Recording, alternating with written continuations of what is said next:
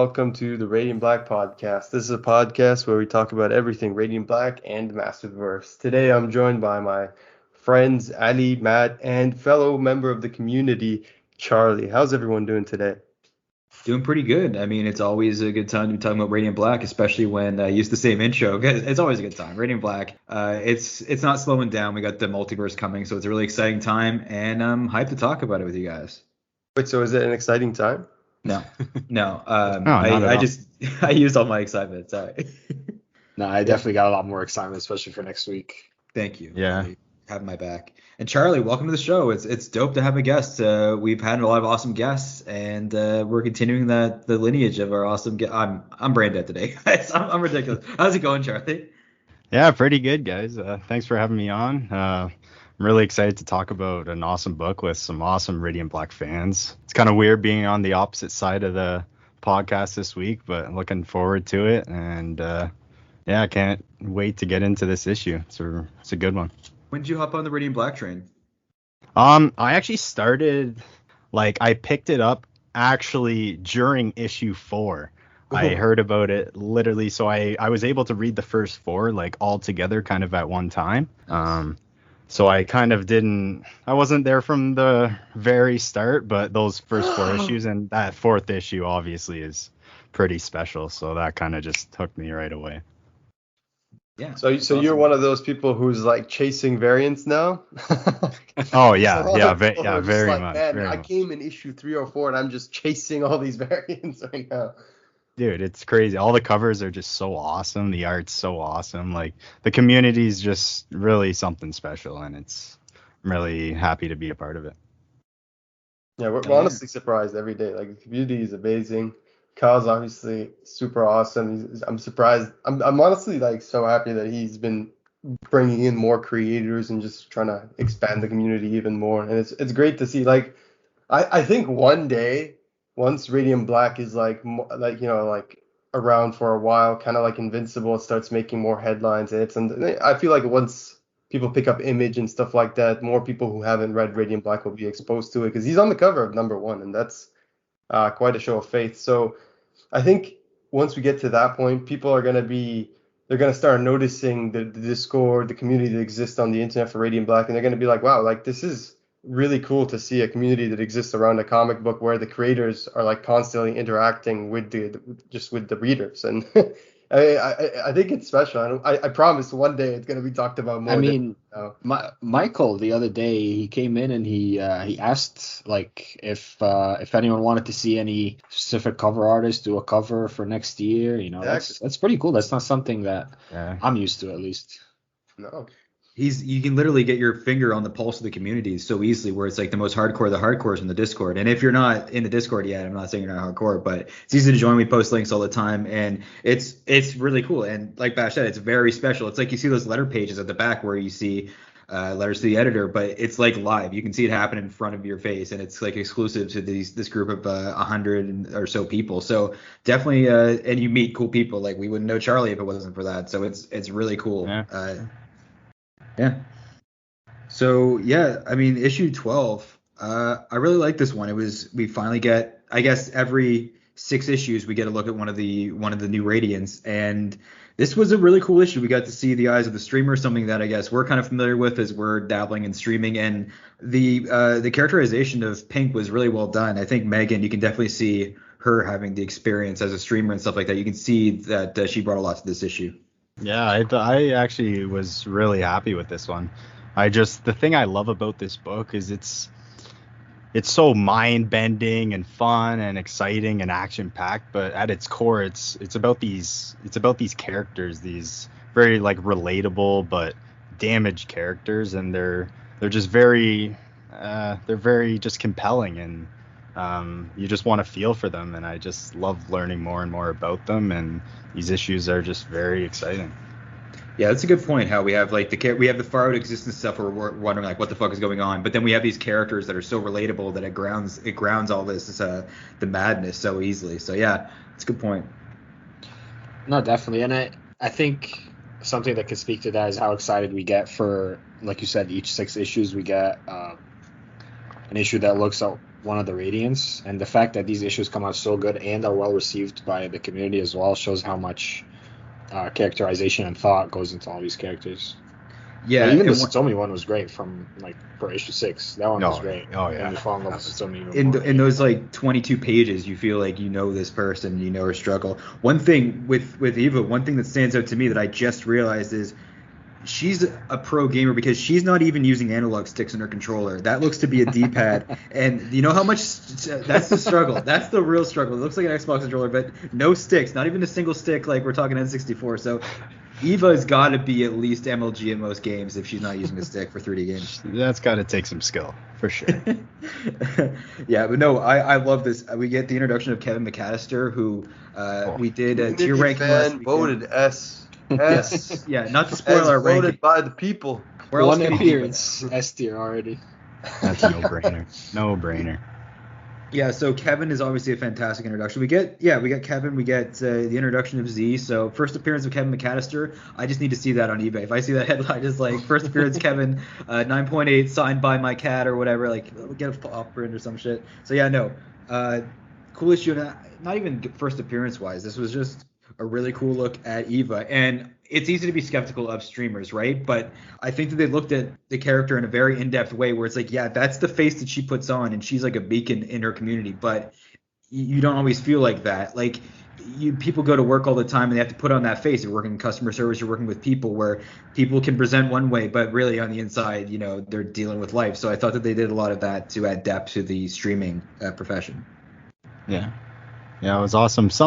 One thing I did want to say about the colors, something I did notice about kind of in issue 6, but it was more prominent in this one. Just like the colors in the first page, it starts out very, very normal and you're following it, lots of vibrant colors going on.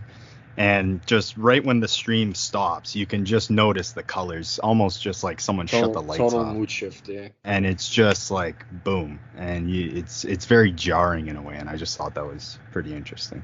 Yeah, there's a lot more energy in that first page there, and then when she stops, yeah, that's a good point. Yeah, you would think like the first pages, there's a lot of pink in the first few pages, so I'm assuming that's Megan's inspiration right there. Yeah. But yeah, no, it's we get, first few pages just trying to see the different faces she puts on when she's streaming and how her character goes through a lot. But also I feel like this we peel the onion a layer further when we explore the meaningful, meaningless part of this, because later on we'll see that she has this discussion with her partner, or at this point her ex, about how, whether the stuff she does is actually meaningless or not. So I guess she struggles with those feelings too, which adds another complex layer to her struggles. Yeah, Z, and you can tell there's this moments in the relationship where someone might say something that they might think or whatever, but they know it's the hurtful thing and it slips out, and you can feel that. It's like, oh, when she says the streaming isn't even like a real job or the line or whatever, and you're like, oh my god, you can't take that back. That can't be unheard. But yeah, I like what they did with her and Z. Z obviously is not at Owen levels of terrible spouse, but keeps using stuff like that. I mean, maybe no one can be as bad as Owen. I take that back. Owen did not do good on the tier list. We didn't have the F right for him, but yeah. I mean, first appearance Best Buy in comics. I mean, they probably made another appearance, right? But no, that was funny. I mean, I was surprised. I was honestly thinking like Invincible or something, they would play a funny twist on a lot of the names, but no, we got straight up Best Buy. And what's even more interesting is that there was a lot of discussion prior to this episode within the community about what Wendell does, right? Like for a job, there was a lot of speculation. People went all over the spectrum. Oh, he does this, does that, does this. It turns out he works at Best Buy, which is actually quite interesting because I really didn't see him appearing in this issue. For some reason, I figured it was just going to be purely about Pink. But now that we know how she came to be Radiant Pink, it's quite compelling. It makes sense that he'd be here when you think about it. Although it would have been cool if he worked at Bed Bath & Beyond and we could like riff off of Click, and that's where the Radiant could be in the Beyond section. Would have been nice. But yeah, but Best Buy is cool. I worked at Best Buy for a winter for some seasonal work there. And yeah, I think that's a really cool job for Wendell. And of course, he's just dropping a ton of wisdom. Like Wendell's going up the tier list. I wanted to put him in S tier. Fought for my boy Wendell, but Wendell, he's just so damn wise. Like, geez, I hope these young whippersnappers listen to him next time we do a team up because he's the best. Yeah, he is. He's a very intriguing character. Issue 18 really can't come fast enough, honestly. And I was very curious before, like I was reading this issue right before we got on here, and I was reading through and I was thinking about that, like kind of do they have to ask, like get licensed for this? Like how do they go about getting that? Like I was just kind of curious, but no, it is cool seeing that in there. Yeah, exactly. A little piece of our world. Because it's on multiple pages too. Like it's not just that first. Yeah, it's on his shirt too. It's on his shirt. Yeah, like it's everywhere. It's a good portrayal of Best Buy. I mean, he's like that's how they help their customers, right? Like, hey, Amazon, I just got pop filling from Amazon via this. I didn't go to my Best Buy like the right asshole that I am, but I mean, it's a good advertisement for Best Buy realistically. Where I wouldn't be pissed because Wendell's a good employee who helps. He's like, yeah, I'll help you fix your mic or whatever if we can't find it here, and they mentioned the struggle. So plus this series focuses a lot on the era that we're in where it's like people are doing Drive or it's financial insecurity is a big thing where, it's just all these modern issues that we face where, there's a lot of kind of like people are really bummed out, not even talking about COVID, but people are generally, there's kind of like a feeling of, we're kind of screwed in a way, and we're at that age. I don't know. I kind of botched it, but I could be wrong. Correct me if I'm wrong. No, that's pretty fair to say. Yeah. Well said, so. Before we get to the analysis of this issue, let's give a second to appreciate the difference in creators in this issue, but also how familiar the artwork actually seems in terms of. I feel like sometimes there's a lot of runs I've read, and this happens with.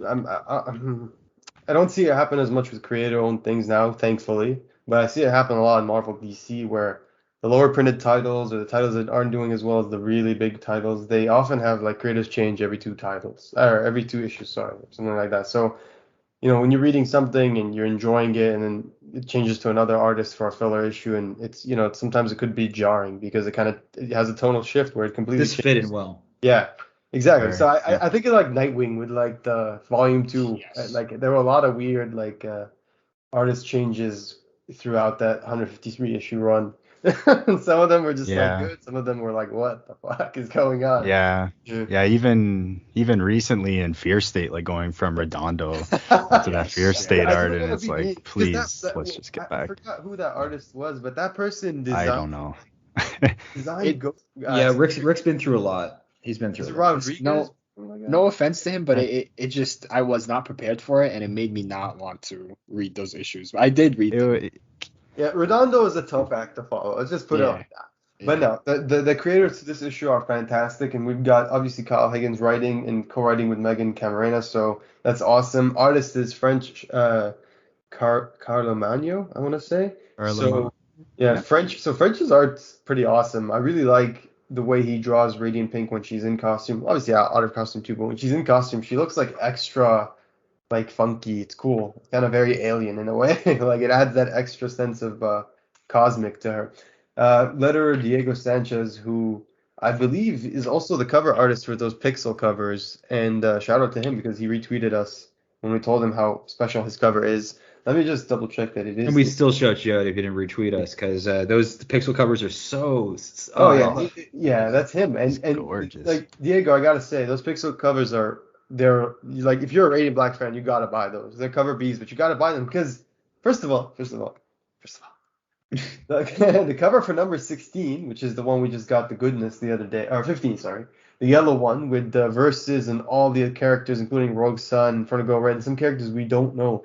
That's awesome because first of all, again, those characters, I don't think we've seen them before. Like there's one on the bottom left and one on the bottom right. I don't think we've seen those two before. Yeah, man. And we're all dying for an Image fighting game. A lot of us are. There's a hunger for a fighting game with these Image characters. Like I hope it happens one day. And Cal seems to be integrating more and more into Radiant Black, so that's very interesting. And that's awesome because I don't know if y'all noticed, but I saw a lot of chatter on the Discord and even a little bit outside where people are starting to want to pick up Cal because of its association in the comic. Yeah, For definitely, I'm definitely going to have to read Cal too, just so I don't incorrectly send in letters talking about their own characters. No, I'm just kidding. But yeah, This trivia night question. yeah. Trivia There night we was go. fun. We did that. That'll probably be posted after this episode or maybe before. Bash. I don't know. I'm just trying to fix audio. There's some audio issues, so once that's done, it'll be posted. And I mean, the people who were there, I feel like saw it. So the rest Yeah, of the true. people will be able to see soon. It was fun. Yeah, it was a really fun celebration A that lot we of- did for 1 year. A lot of thirst, apparently. And Not on my end. to clarify Oh, yeah. thirst, we were just talking about a particular panel from the book, which will come up, I'm sure, later in this episode. So it was provoked by Pink and by Kyle and Megan. You have them to blame. I hope that excuse works with your significant other, Bash. It must have been a cold Valentine's Day over there. It's the colorist Mattia Iachono. So Mattia's coloring the last two issues, I believe, has been fantastic. Really spot on. Variants have been really good too. Got the cover A by Emma Kubert, which, gorgeous cover. I think really shows the essence of who Radiant Pink is in a lot of ways. So that dual life, right there. And that Sweeney Boo cover, also really gorgeous cover that shows her dual life really well. There's a lot of duality here. And then cover C, man. I know a lot of people were hunting that cover C. I got a lot of messages of people asking me if they could find the place where that was signed there, that 125, because apparently a lot of people wanted that. So yeah. I might just wait until like 10 years from now when the Radiant Black show comes out, and then we'll just go to Monster Comics and just like clear out like a whole box, get like a big like pile of them. No, Man, I was there. I was actually there today. Like, no joke, like right before recording, and there were like 2 issues of Radiant Black on the shelf, or maybe 3. It was like issue 10, issue 11, and like one more like issue 6 or something. They were like completely sold out, man. Love to see that. Yeah, the dialogue I felt in this was really, really good at capturing like the streamer and like the modern internet nomenclature, like the yes, little cat supremacy, the anything supremacy. It's I don't know. I never really used that vernacular because it feels like it's a very slippery slope. But yeah, that is, you do see that a lot on Twitter. We got Kevin McAllister, which was really great because he was the impetus of this whole story. She wouldn't have gotten her. Let's get to the good part, man. Stop doing filler. Let's get to the good part, okay? There's no filler in this series. She meets Wendell, but right after she meets Wendell, and he promises, because there's some back and forth, right? And he, she's just like, please, I need a microphone, like my life is on the line. Please tell me you have mics in the back. Right now. Yeah, exactly. Right now. Exactly. And you know what? He's just like, well, I'll do, I'll get something, I'll get to doing something. And she's like, okay, I'll see you later. And then we get the most important part of the issue, obviously, in the next page, when she's walking down the street and contemplating her life and what to do with the free time that she rarely gets. We get the return of Possum Wanter. There he is. Oh, he does come back. Okay. Or they come back. We don't know. Yeah, Possum it's an enigma. We don't know. But yeah, no, you're right. And also, we did find out that Riverwatt suggested that cat needs a tiny backpack. And if we don't get Kevin McAllister with a tiny backpack, fuck Kate Moat. I said it. It's tiny backpack mode is what we need for Kevin. Who knows what he could store in there? Cat food, catnip. If the police aren't about, no. But yeah, that's a good point about Possum Wanter. Possum Wanter did well on the tier list as well. Not to spoil anything. Yeah, I mean, Kevin McAllister as Eagly 2.0. That's what I'm going for. Like, he's just gonna be that extra ally. Exactly. I don't even care. Let's get a Dexter thing going. Let's have that'll be the first cat with a Radiant. That would be fantastic. Imagine if the Radiant could separate. It'd be cool. Like, imagine if dude, that's the question no one's asked. Actually, I'm glad you brought that up. Why has nobody asked if we're ever gonna get an animal with a Radiant, or even, okay, maybe that's implausible, but what if we get a completely different alien that just comes to Earth that's an animal? Because we've seen something like that, like with Battle Beast and other stuff in Invincible, right? Like, so get like a quadruped like Hell Beast with like gravity powers or something. That'd be crazy. I mean, wouldn't you say 001 is an alien already with some kind of radiant power? Yeah, but like, something not humanoid. Animals. Man. Okay. Yeah. Like, give me like a centaur. Just like, I don't even know. Right? It's just like something crazy. You know what I mean? Like like when the Avengers, when Ghost Rider was riding a mammoth or whatever, and it was like a flaming mammoth or whatever, like shit like that. Like, oh, I'm down for that. Like this series, like we're amazed by this stuff. It has been amazing, but who knows what Kyle's got cooking up with these amazing artists. Like we do not know where we're gonna go. Like we saw a little bit of Robot War. Existence is crazy enough, and this is issue 12. I don't know. Like we're starting year 2. Is this the first issue of year 2? Correct? No? I think wouldn't it be 13? It starts with 16. No. Sorry. Yeah, this one 13. starts. This one starts as 13, right? 13 would be. Yeah, and Supermassive. I feel like is the kickoff. Yeah. This is the end of arc 2. So this would be like after reading issue 12. I believe we just finished the second trade paperback. Yeah. Okay. Okay. Yeah. So yeah, this is the end of year 1, and we already have stuff like this. I mean, I don't know. Like, and I don't want to overhype the series. I think that's impossible because it meets the hype. But I don't know where we're gonna go for year 2. But like, it's hard to even predict. There's people that speculate a lot. It's hard. Supermassive next week. Let's wait for that, man. Oh, that's true. That's gonna be crazy. Like I just can't. Wait. Let's give a quick disclaimer just so we get marked as those assholes. So there's gonna be there's gonna be a Supermassive foil cover drop, comic sketch art style. There's gonna be signed and unsigned. The signed ones are gonna be signed by Greg Capullo, Kyle Higgins, and Ryan Parrott. So that's like, damn. That's sweet. We got 3. That's pretty sweet. That's a lot. So what we're hearing right now, we don't know the exact specifics yet because it's there's no confirmation. I've seen, I believe from the latest newsletter, Kyle said that it's going to be, they initially tried to get a print count of 500, but because of paper shortage or foil shortage, it's the first time I've heard a foil shortage, but I mean, I don't doubt anything with the pandemic earlier. So he said because of foil shortage, it was supposed to be 500, but we've only got 150 copies, sans AP comps, so artist proof's not counting within those print run.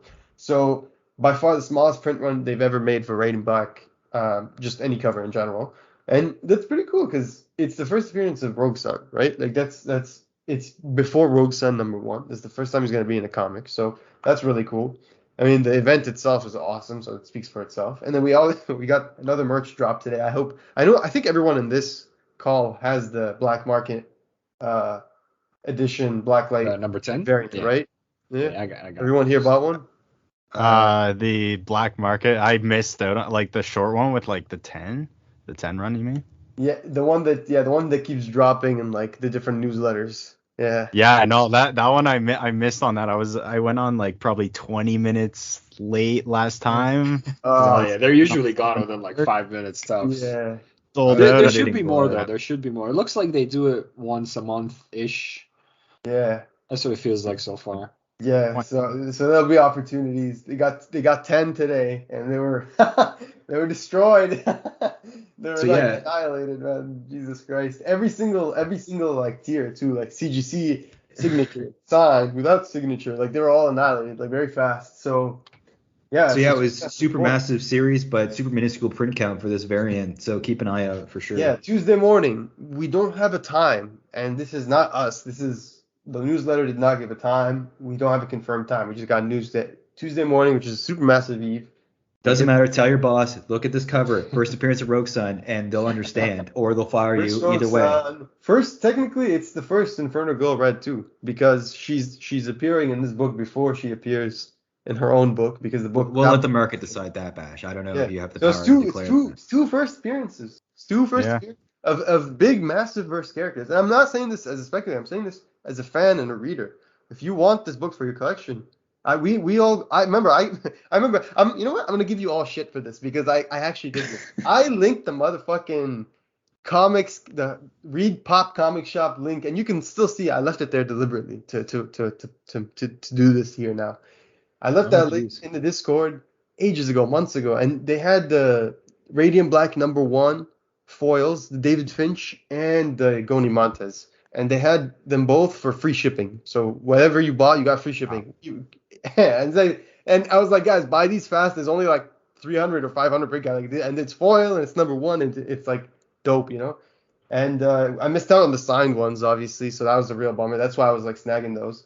And nobody picked it up. Like literally nobody replied to the message. Nobody wanted that cover at the time. But now everybody's running after it. So if you're interested in Supermassive, if you really want to, get all the variants, if you just love Radiant Black, I highly recommend checking this out. And yeah, it's gonna be expensive. So even if you hate Radiant Black and you want a way to put your kids through college in 10, 15 years, no. There you go. But yeah. it's gonna be pricey, but that 3 signature, I might have to. Oh, damn it. Nice. He's just checking his wallet and he's regretting what he just said. I just bought some books earlier. It's been tough, yeah. So, do you guys have a guess, like how much that thing could go for? What we heard, and it's pure conjecture, okay? So, like, actually, this is a good time. I'm glad you brought this up, Charlie. So, we heard that it's going to be 100 US raw. That's what we heard, and this is based on nothing. Pure conjecture. Okay. 100 US raw, and they're speculating that the 3 signed, and they said, and this is the bummer part, they said there's no guarantee of grade. So there's no like guarantee they're going to be 9.8 or 9.6 or 9.4, whatever. They just said it's going to be in 9 or higher. So that's kind of a bummer. But they said they're thinking, people are thinking 200 plus US for the 3 signatures. So I'm thinking personally, like I would pay like 150, 175 for the 3 signatures, but I would like for 200. I think I'd want like at least a 9.6 or higher guarantee, because like at that point it's like that's a lot. Like that's 200 US is a lot for a new book, yeah.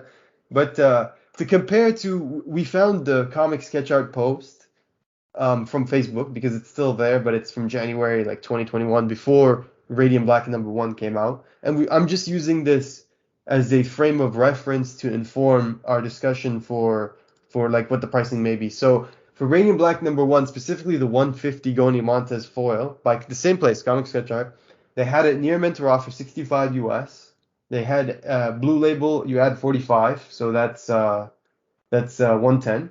And then you add CGC signature with no promise grade, you add 55, so that's 120 for no guaranteed grade. And then you add Kyle Higgins signature, and it's another $15, but I'm assuming with the CGCSS. Yeah, sorry about that. I'm assuming with the CGCSS that wouldn't matter, because you'd already get the signature. So we're talking 120, $130 to get a CGC signature for Radiant Black 1. But there's a few things to consider. Supermassive 1 is a $5.99 US dollar book, because it's a big book. It's a thick boy. So that book is that alone might factor into the decision when you're talking about like ratios, something like that, right? Because for your retailer, for your shops to qualify for a 150 of Supermassive, it costs them like a significant chunk more than something that's a $3.99 cover. So that's something that we have to consider. So that being said, I feel like estimates that are saying 100 raw and 200 for the 3 sigs are roughly accurate. Like we could see plus minus 15 to 20% cost, I would say. So it could go up to 225, I would say. But beyond that, I think it would be a little bit ridiculous. Like, I don't know. Yeah. I think 100, 120 for the raws. 120 for raw is too much. US? Man, that's too much. For raw. 100's like good, I think. Like, that's like a good. That is steep, yeah. That's really crazy. Because like put it in Canadian, and like think about Canadians, we're gonna pay more shipping as well. Like if you're in US, the shipping is like $5 to $10. Canadians are gonna pay like, it says 12 US, and then it's $2 more for each extra book. So I'm just gonna try to get one, and if it's reasonable for the 3 sigs, I'll get one of those. If not, I'll just get a raw. But you know what else is steep is the problems in Eva and Z's relationship. And, we should dive into that. That's the perfect segue. The perfect smooth, just like cut it back to the issue. All right, so the perfect segue would hover, and I don't have to touch it to But yeah, I like the way that we got Z introduced here. We don't know her full name. We pronounce it Zed here in Canada. I'm saying Z for our American audience here. But she's cool. Yeah, I mean, one thing we debated earlier, and we don't even know if it's the case, but we were like, I wonder if this character, if Z is going to be back, like in another issue, because they broke up, and like it seems like this issue serves as an origin in informing us in how like she got to that point in her life where she accepted the Radiance. So, I mean, I could see it go either way. Maybe later on they would want to rekindle this kind of thing, or I don't know, but it seemed like it's ambiguous. Yeah. It seems a little untouched to me. Like it just seems like it just left on not a great note. So if they just wrap that up a little better, I think that once her character develops a little more, I think she'll be willing to do that. How about like 10-ish, like, I don't know, if like 5 years down the line in this storyline, Marshall's all fucked up from like Space Force stuff, and then we see he goes and gets a new psychologist, and boom, it's Z, and that's how we look at him. That'd be crazy. Like, no. Yeah, it'd be cool if we just planted seeds, right? Because this series is going to be around for a while. I think Higgins already has up to year 2 planned. He probably is thinking in the year 3, maybe even 4 at this point, because let's face it, the Radiant Black is a success. We got to deal with that. It's freaking amazing. So who knows? We could plant seeds. We could see Z in a couple issues time, or maybe 3 or 4 years down the line. But it'd be cool to see that kind of progression in this world. I definitely wouldn't write her off as coming back. Whether coming back as just regular Z being a psychologist or trying to rekindle something with Eva, or coming back as costumed hero or villain. Yeah. I couldn't pay for my psychology, so I had to use these Doppler rays or something. Yep. She could be one of the rogues. We could have been talking about her design for all we know on the tier list, which would be cool, but I doubt it. It's not like Lost where everything is connected that well, but or that much, not that well, because these connections are usually top notch. But yeah, I thought that this was cool, and you could see the struggle where, you know, they really are good at capturing that. It's not like the high school troubles. It's usually the like early 20s to nearing 30. No, yeah, I think it's a good way of looking at like a modern like these are the relationships that young 20 adults are having now, and it's an interesting way to dive into that with 2 different perspectives. One being Kyle, who's like a little bit older than that generation because he's like the previous generation, and then you have Megan, who's like of that generation, who is living that life. So it's interesting to see the dual perspectives of that through different characters. Yeah, and the thing I love is it is done well. Like, one thing that I believe Aaron from the Discord and Melanie told us was that if you're a fan of Megan, if you're a fan of Strawberry Streams, and you know her and everything, there were a lot of references to her fans and to her community within the first few pages. So that alone is like a really nice, I guess you could say kind of an indirect Easter egg in some sense, but also like that. Things like that are awesome, and to see that being kind of reflected and discussed here, and to see how in a lot of ways this isn't just someone trying to like juggle all the shit in their life. This is someone trying to make something of their life, right? Like this is their idea of a career, and this is them also trying to juggle this relationship, and this person kind of like makes them feel diminutive about their career, as if it's like meaningless, you know what I mean? But it's not. You look at the previous pages and you see that while it is somewhat superficial to some, to her, there's a lot of connection with the community. She talks to people. She takes her, she participates with Z in events. They go to these, like, I don't know, they're getting shot at like this gala looking thing. And she does a lot. Like, she's clearly an active person. So it's not like, she's not a lazy person that like turns on the camera for 4 hours a day in games. Like, she's trying to make something of herself. So, you know what I mean? Yeah, no, for sure. She's getting up at 5:30 every morning, strict schedule. You can tell she just wants to, I wouldn't say please everyone, but she's such an entertainer, and you can tell she's very passionate about this whole thing, and she wants to just make the world a little better place, as she was talking about with Wendell. And that's like in the same thing with Z, but she takes a different approach where she's just studying all the time. She's kind of like at school dealing with theory, up in people's heads and psychology. So her approach to helping people, to making a difference is a completely different approach, and it's interesting to see the two try to reconcile that, but ultimately go different separate ways. Yeah. Also, we missed out on putting her abuela on the tier list, and that's a lot of oranges too. I don't eat oranges by the bowlful. I usually stick with tangerines, but that's a lot of vitamin C. But you need that. We had to leave some things for year two. Year two. I don't really think. First of all, that trivia night was so much fun. Like, I had so much fun after that, and I feel like we came up some really good questions. And year two, it's gonna be really tough to come up with different questions that won't be just strictly about year two, because we really scrapped. Like the end there. Like, we dug for some deep, we dug deep for some questions, and I feel like there were some tough ones. Yeah. Sure. Yeah, it was a blast. So it was fun. I was the one that I was really surprised was when we asked what magazine Marshall was reading in I believe it was issue 9 or 10. It was Wizard, and a lot of people got that wrong, and like the people who really got like everything else right. I was like, damn, like, come on, Wizard's iconic if you read comics. Like, If you don't know what Wizard Magazine is, I highly recommend looking. Yeah, but you might not remember that he was reading Wizard. Wizard Magazine is like YouTube speculators, just speculation before it was on YouTube. That's what it's just like that with promotion and at the same time, it's like basically Games Radar mixed with Bleeding Cool and all that crap. It's like news for comics, kind of price guides at the same time, like hot speculation picks, interviews with artists, creators,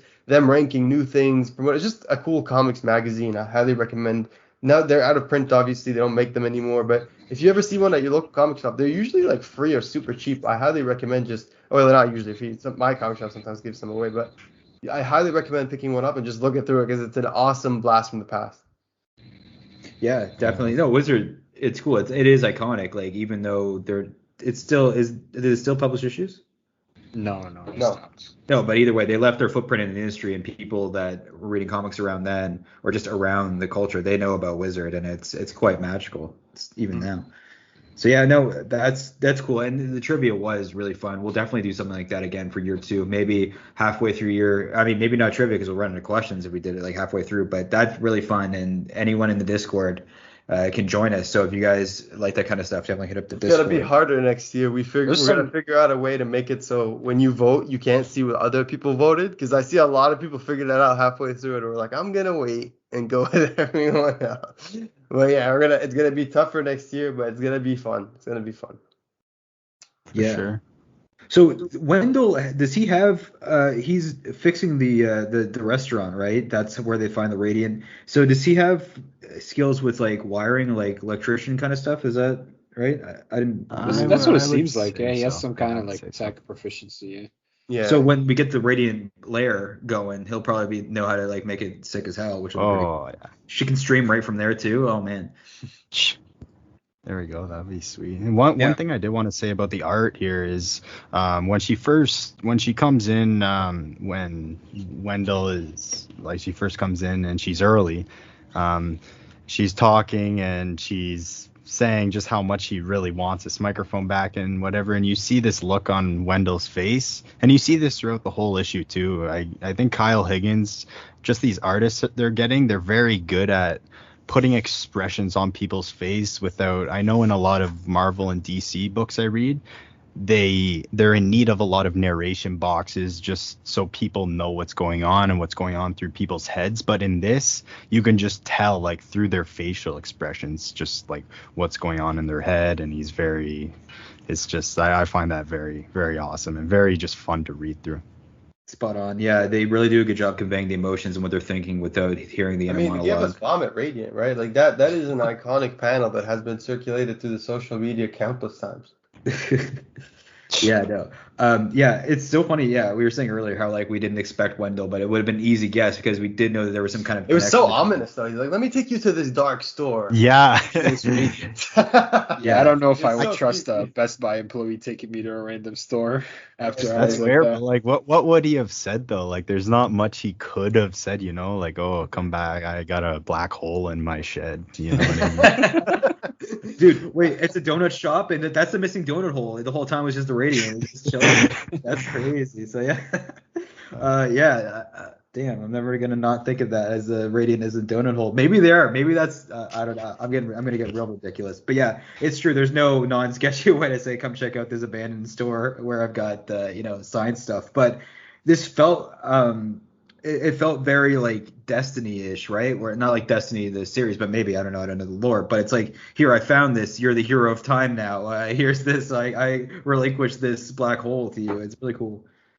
I like the relationship they have too, because out of the 4 Radiants, they are definitely the closest. Marshall and Satomi obviously hate each other, but with their relationship, with their relationship, it's almost like a mentor-mentee kind of thing. You know, he didn't only show her what it was, but he actually, it seemed like he had a lasting impact on her life too. Like if you go, I don't want to jump ahead, but towards the end, they sit out on the hill and they talk to each other, and it seems like he actually had a huge positive impact on her life during the little amount of time they've known each other. Her life, my life. I'm reading this dialogue and I'm making some changes. Like, Jesus Christ, Wendell's so wise. Like, no, you're right. Like, that really stood out. It's really solid writing. Are we doing bets on how old he is? That's good. I would say I don't know, maybe mid 50s. I would say Gray hair. 54 is what I'm gonna say. Yeah, Mid 50s. that's what I'm leaning Yeah. towards too. I'm not too sure. I think one thing that's really cool though is Wendell, like when he mentions 2 nights ago, he just, when the Radiants came, it seems like the pink one and the yellow one came together in some location, and Wendell kind of came across them. And I guess I don't want to jump ahead, but when he bonds with the yellow one, he sees not Satomi, Eva in the future, and kind of just, he knows that she's gonna bond with it, but he doesn't know why or who she is. So you can tell on his face while they're talking, just they like kind of just an acceptance, or Wendell's kind of like, okay, like I know why this girl is here, like she should be here, she deserves this kind of thing, or she can do this. Wendell's playing 4D chess. Yeah, he definitely is. And I just want to point out the page right after she touches it. He takes her into the back the back of the donut shop. She touches the Radiant. That next page is gorgeous when she's jumping through the different portals. And I think Bash, you mentioned it earlier. The eyes make her look alien. Great art on that page. Yeah, and I the cake might be a lie with these portals, but she got them cakes, as we see that later on. No, you had to do it, huh? You had to. It was like portal cake. Oh yeah, ass reference. Yeah, it was all there. That's how my mind works. But yeah, no, I love the portal because it is cool how the sequence of her. She spent 6 hours just going all around the different places. Luckily, it only kept her on Earth. Otherwise, she's in space and seeing robot wars early. But it's really cool, and you almost feel. You can think about that with the panel does a good way of portraying it when you see all the different biomes that she went to. She's got fast travel, and you need it in open world life. Yeah, it's awesome. Almost reminded me of Strange being stuck over the Grand Canyon for all that time or whatever in Spider-Man. Yeah, I don't know if she's got the math skills to save her ass either if that happened. But no. She went to Paris, going scuba diving. We're going to, that looks like Japan. Oh my god, so they did a good job of the powers, and then Wendell just waiting for her and jumping onto her later before she keeps doing the portal thing. Like it's a little like Looper and stuff like that. Like no, this is a lot happened in this issue. We got a lot of character building. Like they get a lot done in a few pages in this, where we get a little bit of Wendell backstory, we get new powers, we learn about Eva's relationship, we learn about her family, we learn more about her career. That's a lot that they got done in this issue when you think about it. And we got a relationship that ended. We learned about the relationship and we got to the end of it. Yeah, but the first thing she does, the most important thing we talk about now, because this is the peak of the issue. First of all, I just noticed this. Kevin?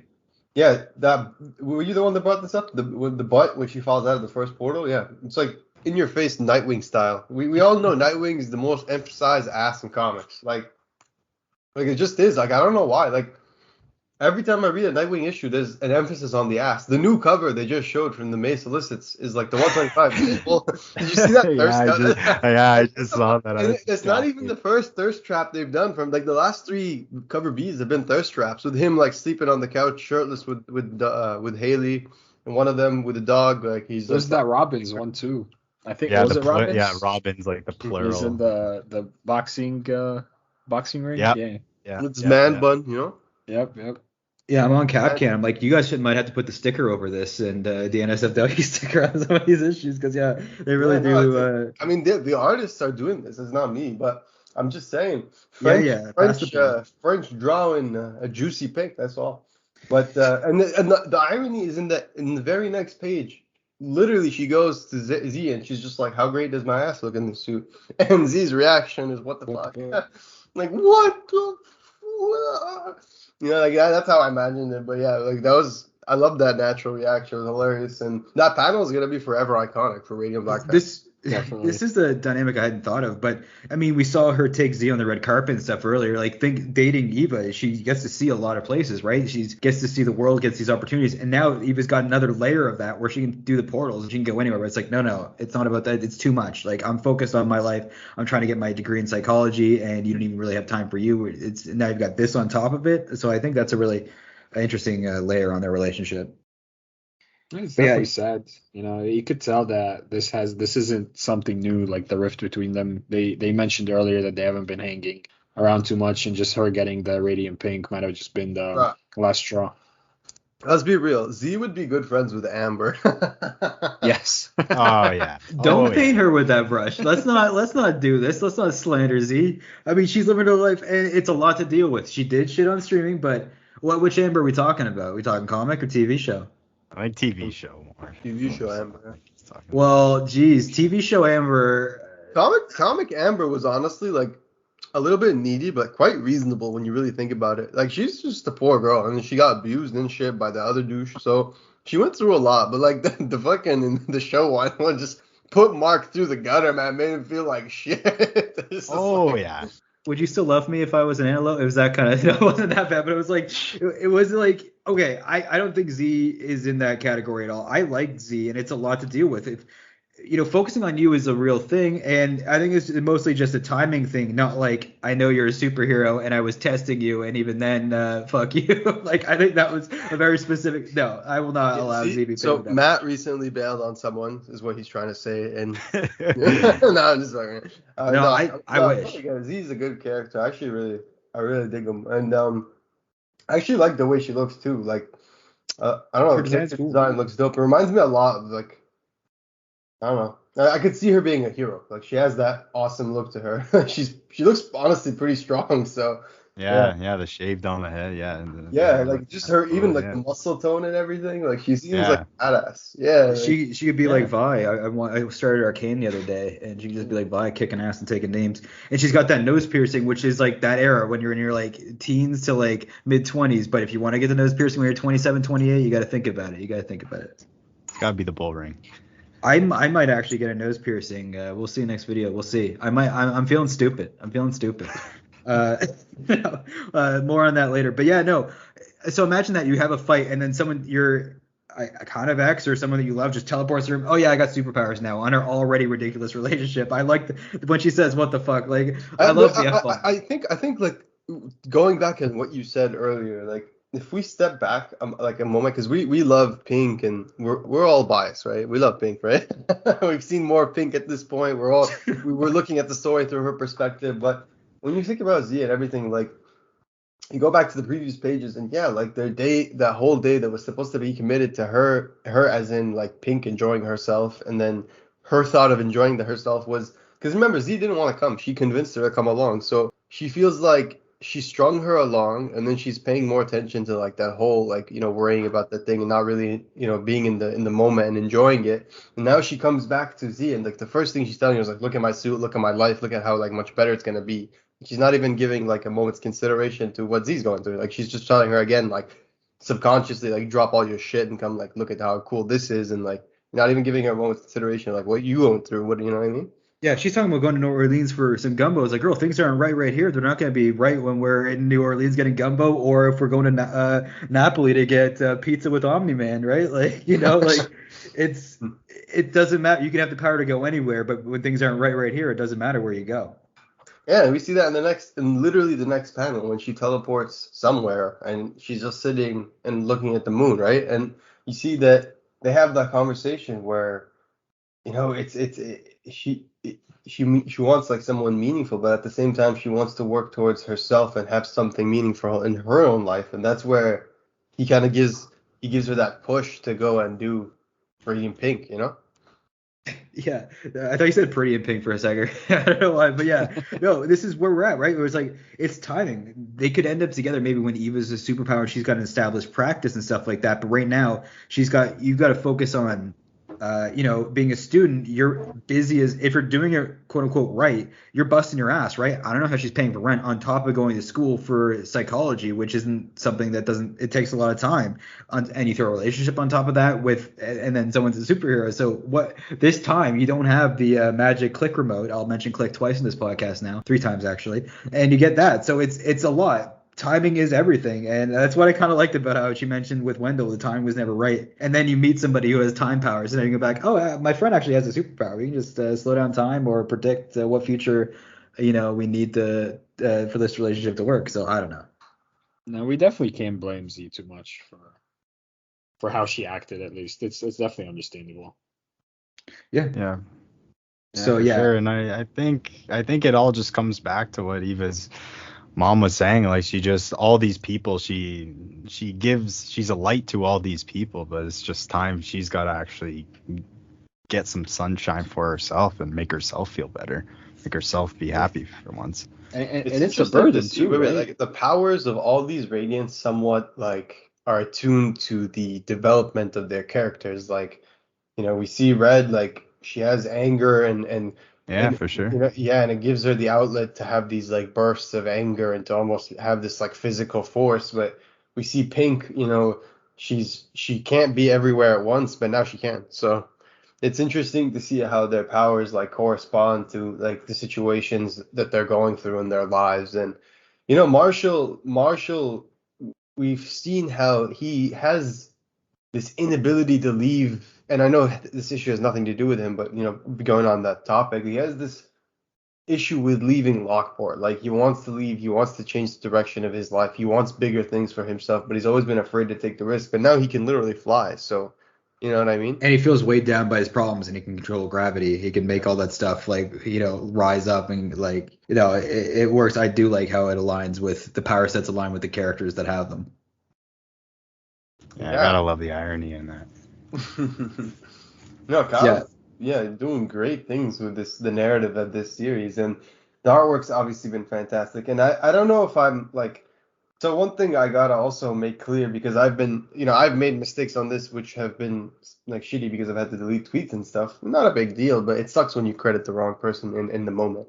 But the solicits don't always have accurate information in terms of who's in the issue. Like, sometimes they're just straight up wrong. Like, we've seen this multiple times. Like, one of them credited Igor Monti as the colorist and the artist, and then Igor himself said, like, yeah, I didn't do the colors for this issue. It was like this person. So don't beware of the solicit information on the websites. They're not always up to date, and they're not always accurate in terms of who's actually doing the issues. Obviously, Kyle will be writing pretty much every issue. That part, not a concern. But for example, it says that issue 15, we're getting Eduardo Farigato as the artist. So I think that is the case because his name is on the cover. It says Farigato, Monty, and Carey. So it seems like for issue 15, which is the latest issue that's been solicited, we're going to get the return of Eduardo Farigato as an artist. And people on this Discord and people on this podcast, people on the Discord, they know how much I love Eduardo Farigato. I'm a big fan of his artwork, a big fan of the guy. He's an awesome guy. And yeah, like we talked about this in the past, whether he was going to be coming back, and it's really awesome to see him coming back. And of course, Igor Monti. Like, you could never get enough of Igor. If Igor became the colorist for like an extended time on this series, I would be totally okay with that.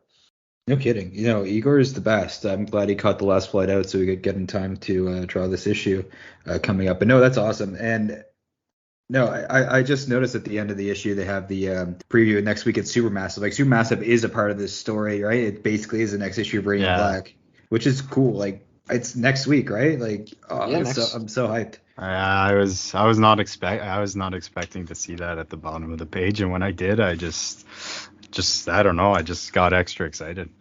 Hell yeah. Tuesday, February 22nd. Get ready. Yeah. Yeah, it's so close. Yeah, like Supermassive, the issue, like we said, is a fantastic issue. If you haven't seen the backup stories this time around, we've got a really cool backup story by Rido and Pitts, who's I think in the Discord, and Joe Hunter, who's definitely in the Discord. One of the more R-rated lewd members who makes some awesome jokes. I love it. Now I'm getting like Morpheus vibes now when I think about it from Wendell, when he like gives it. It's almost like red pill, blue pill, and we have existence. It's almost like the Matrix. Like, there's a bit of Matrix comparisons you can make. I'm curious how you took it from lewd to Morpheus, but that's a good. No, it's this line of dialogue between Eva and him at the end where he says, "I've got a feeling there's all sorts of things you're going to be able to do now, Eva. Things you're going to be able to change, maybe even important things." Like, I don't know, it just makes me think of Matrix. I think Wendell, he gives off those Morpheus vibes for sure. Yeah. He's just very wise. Yeah, I don't know if it's wisdom or is it the whole seeing the future thing, but let's call it. Exactly. I need some more explanation about that. What he sounds wise. Yeah. I'll say that. Maybe he like interprets the future or something. I don't even know. So yeah, we haven't talked about this heavily enough because it is a big deal. Wendell's powers, at least what we know about the least. In that fight when they're fighting 001, I think that's in issue 7, where we see there's like multiple versions of Radiant Yellow, and it's kind of like when Doctor Strange is like looking at all the multiple features. So I think that using maybe like light bending or something like that, he can see images before they happen or possible futures. I think that's the most reasonable. He also has a clock behind him, right? That cover where. I know which cover you're talking about. I don't remember the issue. The Diego Greco cover where Kyle showed us in advance. It's for issue 18, and it's tough to find because it's in one of the older. Here, let me see if I could dig it up. Because there's just so much cool stuff in the Discord. It's buried under exclusive cool shit. I'm not even gonna bother looking for it in the Discord because it's gonna be too hard to find. But it's in the black. It's in his newsletter. He sent it in it's in the newsletter too. Yeah, so I'm gonna find it right now. But yeah, there's a cover with, I believe it's Diego Greco, where he showed. Oh, there it is. Okay, so yeah, so there's like numbers. There's a clock in the background. There's some gears turning, and there's all these like weird like tech bite looking shit. So it seems like this dude, like, maybe it has to do with time as well. Like, you know what I mean? Well, it is time, right? Saying different versions of the future, that is time. But it could be, I don't know how OP this is going to be because you can't really. Maybe he can like actually, affect time. I don't know, with his powers, maybe distort it or something. We'll see. Yeah. Yeah, that'd be cool if he could slow down. Yeah, what I was thinking, like what you were saying about that kind of Doctor Strange astral projection type move, back earlier, I was thinking maybe it could also be like how the Flash, like, he can like kind of split himself up kind of in like a time mirage in a way and kind of split himself doing that and create more than one of himself. Yeah, you read a lot of DC, right? Yeah, most DC and Marvel, but mostly DC. Yeah, a lot of people these days don't read DC, so I love it when I see other people who read DC. I like both, obviously, but I love DC. I feel like a lot of people automatically just dismiss it because of the MCU and everything. Just like, awesome. Yeah, that Flash book going on right now with Wally and those kids, Jay and Irie, that's just so much fun. Yeah, DC. Who's that Batman guy I hear about? I hear he's okay, and like that. I hear they have like this cool Amazon. No, I don't know. I'm being a prick, but yeah, I don't think DC has that bad a rep with their comics. Like, I don't know. I know the movies and stuff, but people that read comics is like, I'll read whatever. Like, I'll read. I don't look at the publisher. Oh, so and so publishes. Nobody reads DC outside of Batman, to be honest. Like, not a lot of people do compared to Marvel. Like, if you look at the print counts, for example, like Iron Fist and Silver Surfer will sell more than anything that's not Batman, like easily. Even though, in my opinion, like Superman, Green Lantern, Flash should be like at least near them or outselling them because those are like iconic heroes. And honestly, like people talk out their ass a lot of times when they talk about DC, especially speculative. Like, they have no idea what they're saying. They don't keep up with the series. If you're reading, like I would personally make the argument, I've said this before on the podcast, if you're reading Marvel and DC right now, like the last 2 years, I think DC actually has better ongoing series because Marvel, like they just do 5-issue miniseries crap. They don't have a narrative longer. Like they're not bad. They're not bad like stuff, but they just don't have a story to tell that's longer than that. Like you could see with heroes that like are supposed to be famous and their first appearance prices would make it seem like they're huge, like America Chavez, but like their stories really there's not much substance to them. They're very few, and every time they create like a new miniseries, they have to throw in like a bunch of other characters to sell the books, like Kate Bishop and other. Yeah, like, and I'm saying this as a fan. Like I don't hate any of these characters, but you look at something like the Hawkman series by Robert Venditti, which was like amazing, Eisner nominated, but nobody talks about this shit because nobody likes Hawkman. Like I like Hawkman, but you don't see people like, oh, Hawkman. But I guarantee you, if it's a new, like, okay, we talked about this before. You look at Far Sector, right? Far Sector is an amazing story, gorgeous artwork. Like not only is it amazing, but it tells you something about like that society. It's a good story, like in a lot of different levels. And it's like Deep Space Nine of Green Lantern, kind of, right? It's hard to describe because it's so different. Like it's just something special you should read. But it was honestly, in my opinion, misadvertised. Like they advertised it under the Young Animal imprint or whatever. It's not like a young. They literally say the F word in the first issue. It's like this is not a book for kids. Yeah, it's like, it's not Winnie Hut Jr. book, for sure. Yeah, very adult. And anyway, that book is awesome. And you look at someone like Sojourner Malene, right, or Malane or whatever. That's a really cool new character, like awesome design, unique lantern design for her. And she's supposedly the multiverse's greatest detective. I don't know if I agree with that, Bruce Wayne, but but she's an amazing detective, and she's headlining the current Green Lantern series after doing a 12-issue Far Sector series, which was Eisner nominated. But you compare that to like any garbage Marvel character that just came out, like Red Panther. That stupid Red Panther costume book would sell more than Far Sector 1, which in my opinion is just stupid. Like, there's a lot of low-hanging fruit in DC in terms of amazing story and in terms of cool characters that are new. I will agree, though, that they do have editorial issues and that they do have too much Batman. Like, and just like, I love Batman, but there's too much Batman. That's my biggest issue with DC. I go on New Comic Book Day and they have like 3-4 different Batman books, and I'm like, okay, like I read regular Batman, sometimes Detective Comics, or I Am Batman is nice, but I can't keep up with it's the Batman and everyone else is redhead. Like the best. I would rather have like Nightwing, Robin, like those are like the best ongoing like quality wise, in my opinion, quality wise, like Nightwing, Flash, Robin, those are the ones that are really, really good right now that like people are missing out on.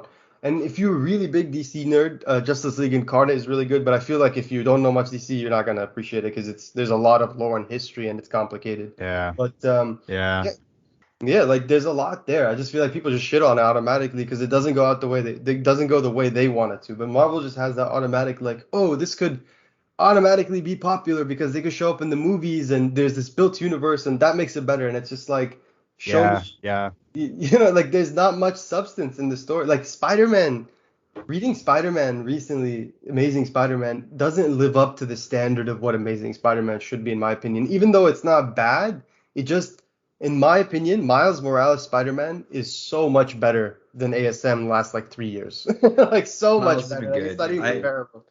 They should have Not Living Up to the Standard Spider-Man be the title of the next run. They have a lot of Spider-Man titles in Marvel too, right? Like Savage Spider-Man, Spider-Man, Savage, So anyway, Spider-Man.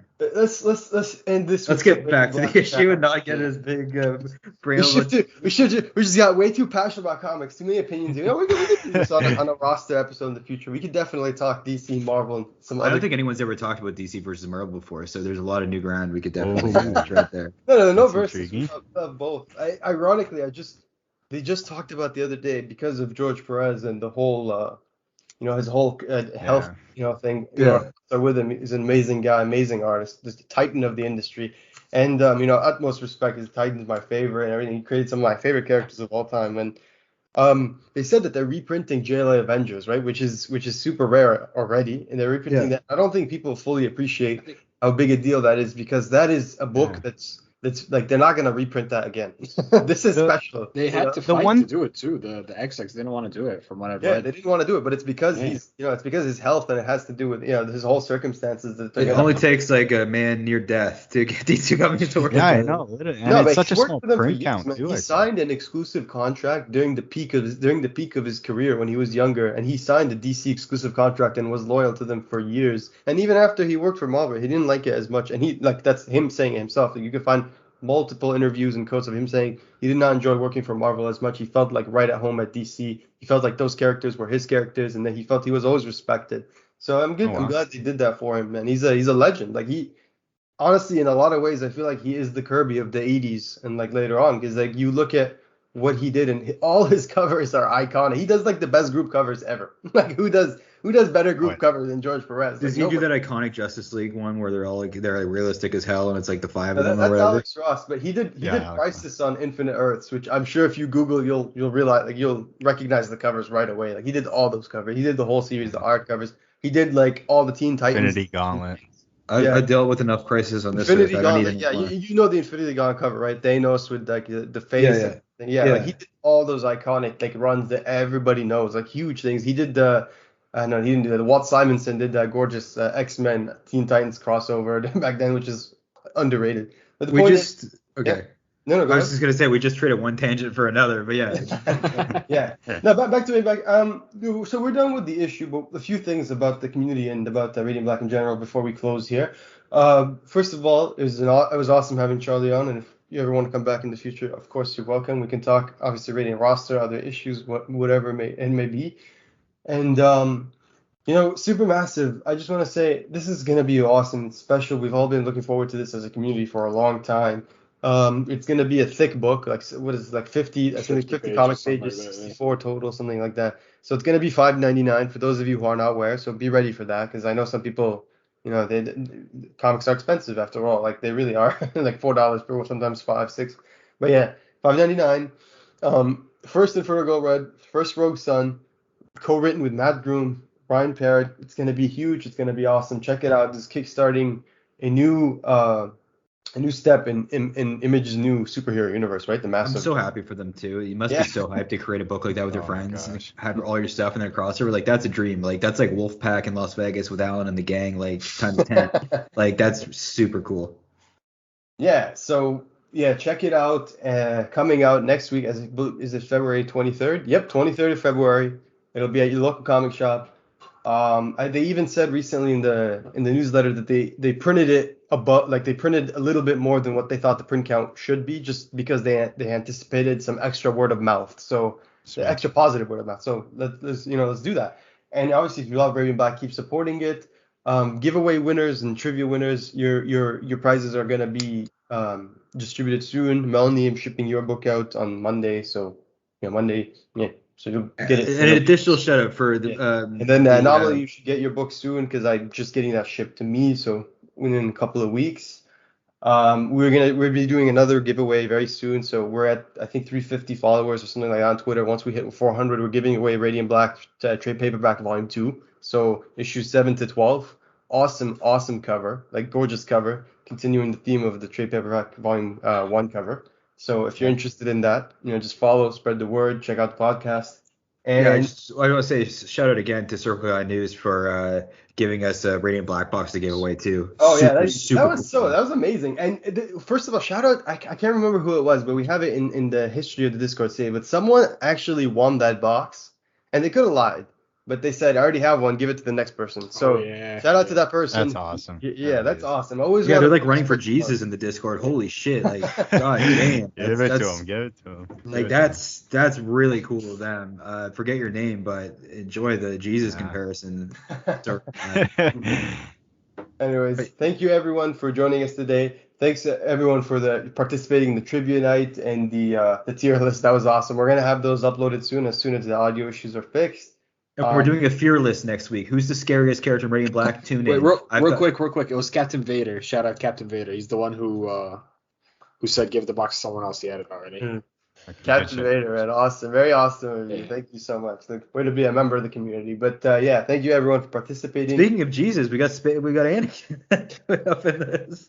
What? We got Anakin's we got Vader, Captain Vader. We got Anakin up in this. The Jesus of Tatooine. Fresh off the Boba Fett hype. This is what's happened. Everyone's just all Star Wars right now. Goddamn. Man, there's a lot of things happening. Have you guys seen that since that Mandalorian cover? Another tangent, but since that Mandalorian cover started selling, they're just like printing all these Sprouse variants right now. This is like Moff Gideon. So many of them look awesome. So many, and I just saw Mace Illicit. There's like 4 more. So it's just like, man, money. Anyway, yes, check out the giveaways that are coming up soon. Check out Supermassive. Remember the Tuesday foils that are going to be going live. Don't miss out on that. Check out your comics at the comic store. Check yourself before you wreck yourself. Don't pay secondary market prices. You just know, like we all know, that the moment those foils sell out, they're going to be relisted on eBay for like triple the price. Definitely. You know what's going to happen like within the hour. Like that's what's going to happen, sadly. But don't let your dreams be foiled. Stay alert on Tuesday for that cover. It's gonna be amazing. Ready. Get your coffee ready. Your mouse ready. Memorize your credit card. Your tabs ready. Anyway, thank you everyone for joining us today. Thank you, Charlie, for joining us today. Anything you guys want to say before we close here? Just pick up Supermassive this week. Yeah, can't wait. So excited. Thanks for having me on, guys. It was a lot of fun. I really appreciate it. Oh yeah, of course. Hopefully we have you again.